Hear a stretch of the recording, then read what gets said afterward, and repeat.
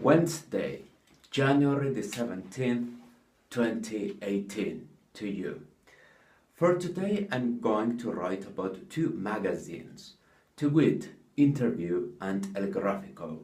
The former is already defunct.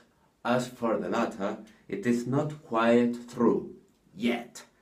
On Monday the 8th, Spain's Zeta Publishing Group did announce, much to Spanish boys' dismay, the end of the magazine Interviu. That weekly news magazine had been founded in 1976 and quickly became a symbol of Spain's transition to democracy. Hardly ever have I heard of any publication like Interviu. First thought, that magazine was famous for publishing nude photographs of rich and famous women, such as Mrs. Marta Sanchez or Mrs. Ana Obregón. In addition, Interviu was also a political magazine.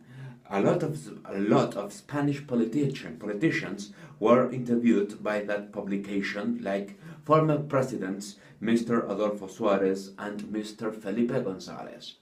I hope my feminist friends will accept my apologies, but I believe that Interviu was the right magazine for Spain.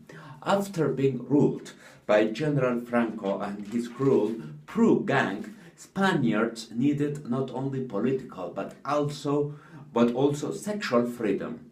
Just like teenagers who are discovering their bodies at puberty, Spanish people started questioning their authorities and enjoying erotism in arts and media.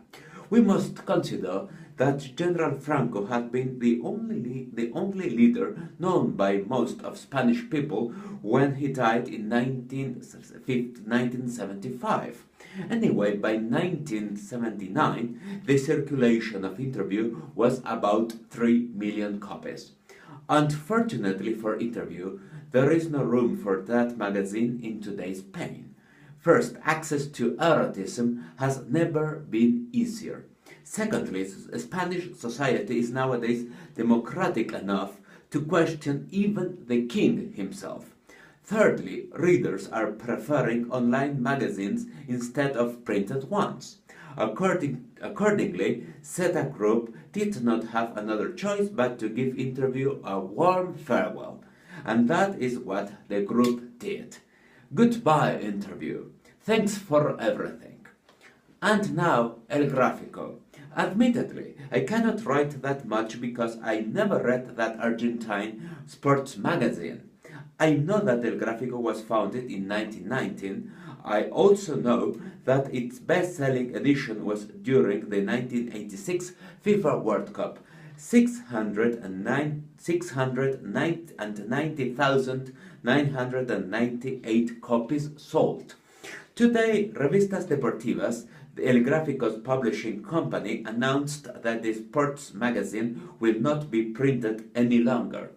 The decision was received with sadness and some nostalgia by many readers. Personally, I do not know why, considering that El Grafico will exist in its online version. Perhaps reading El Grafico and talking about its articles, particularly on soccer, used to be part of the routine of many sports fans in Argentina. Somehow, neither tablets nor smartphones offer the same experience as good old-fashioned paper does. In turn, that poses an interesting challenge for innovation. Interviu, El Grafico, please let my Time and Newsweek alone. The world is still on.